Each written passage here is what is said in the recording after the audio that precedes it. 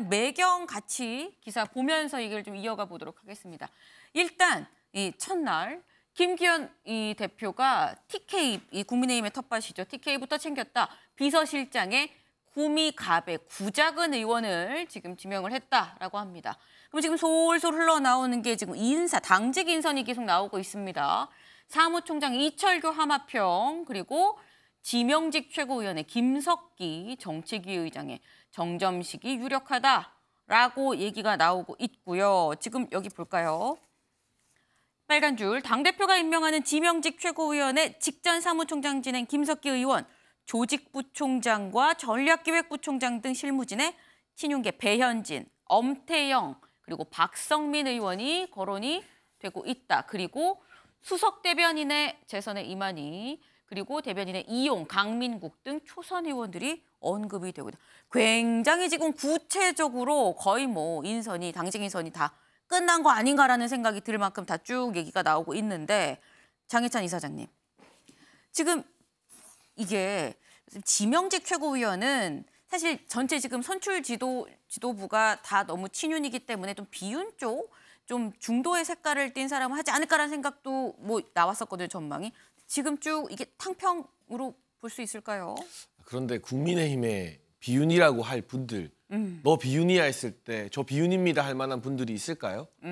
아주 소수일 겁니다. 네. 그렇기 때문에 누구는 친윤이고 누구는 탕평이다라는 기준 자체가 맞지 않고 전당대회가 끝나고 새 지도부가 구성된 이상 네. 모두가 다 친윤이다. 윤석열 정부 성공을 위해서 한마음이 되어야 한다는 마음가짐을 가지고 있을 것이고 네. 그 관점에서 누구를 선택하든 개파보다는 제가 봤을 때 지역적인 안배나 뭐 선수 안배가 좀 더 중요하지 않을까 싶고요.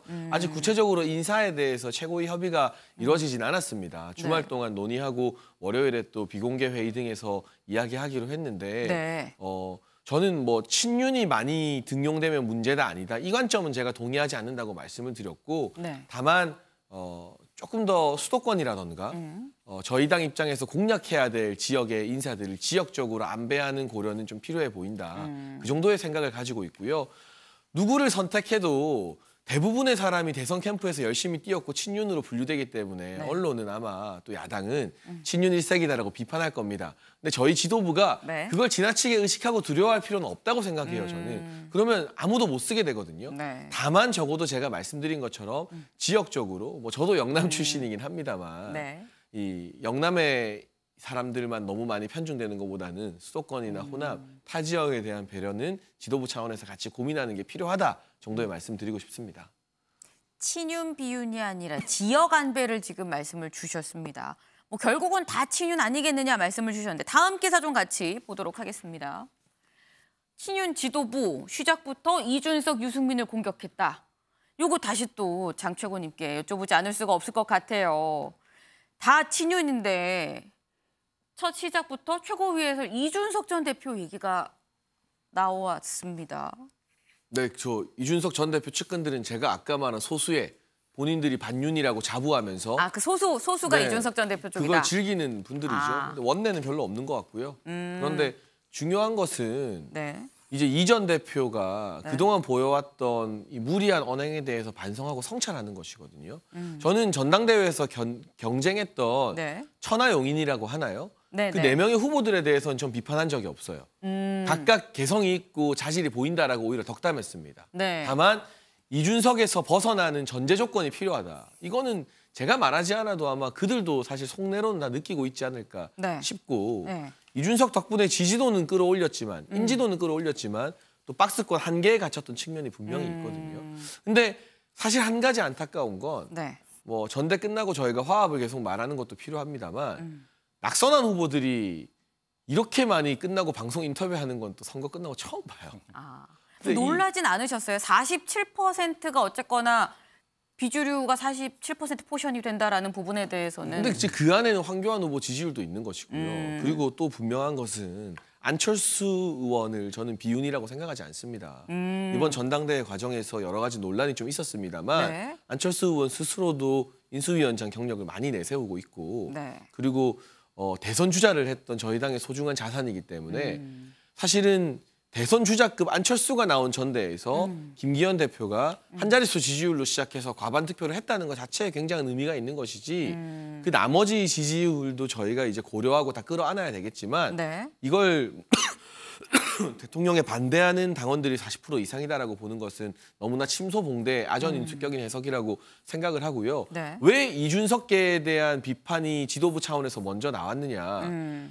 보세요. 김재원 최고위원, 조수진 최고위원, 네. 김병민 최고위원이 라디오 나가서 어제 네. 안철수 의원이나 황교안 전 대표에 대해서 비판한 거 한마디도 없어요.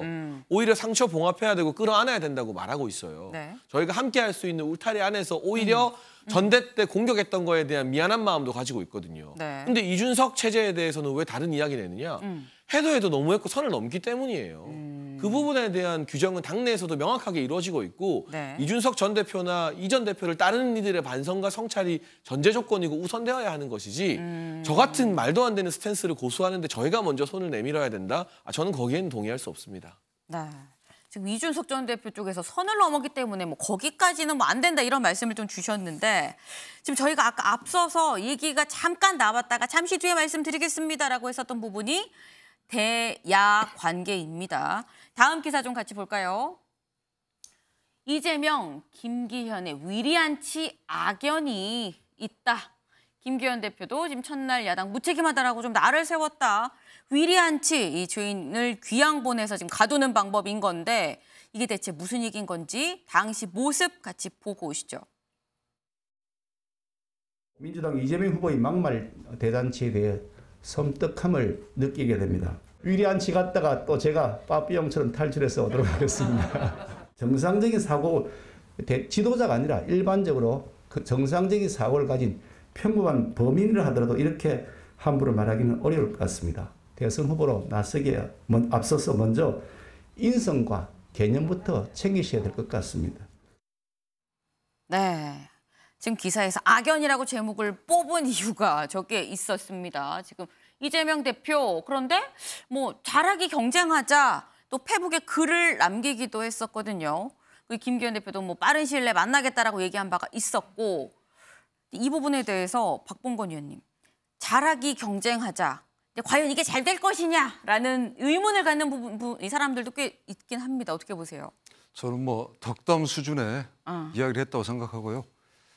그 두 분이 이제 만나겠죠. 네. 만난다고 해서 근데 달라질 것은 별로 크게 없다고 생각합니다. 왜냐하면 모든 문제는 지금 민주당 어떻게 보면 책임있는 공당이 아니라 이재명이 사당화된 상황이기 때문에 이재명 대표의 사법 리스크 문제가 해결되지 않는 한은 계속해서 반대로 위한 반대를 할 것이고 그렇기 때문에 그 민주당과 국민의힘 간에 이 어떻게 보면 협치랄까? 그건 쉽지 않을 거로 생각합니다. 네, 일단 협치가 쉽겠느냐라는 약간 비관적인 말씀을 또 주시기도 했습니다. 저희가 준비한 소식은 여기까지입니다. 오늘 불타는 금요일 불금입니다. 한 주의 마무리를 한 또 중요한 날이기도 하죠. 마무리 잘하시고요. 기분 좋은 주말 맞으시길 바랍니다. 저희는 다음 주에 찾아뵙겠습니다. 오늘도 좋은 하루 되세요. 수고하셨습니다.